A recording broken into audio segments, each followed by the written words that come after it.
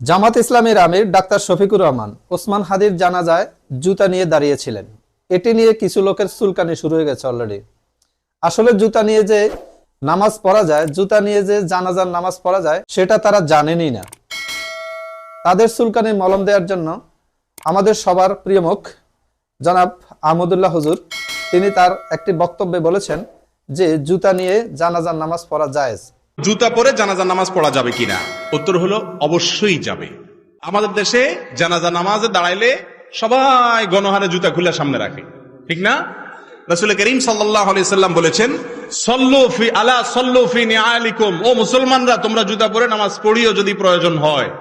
কারণ ইহুদিরা জুতা পরে নামাজ পড়ে না, জুতা খুলে নামাজ পড়াটাকে জরুরি মনে করে। তোমাদের কখনো ঠেকায় পড়ে গেলে দরকার হলে জুতা পরে নামাজ পড়তে পারো।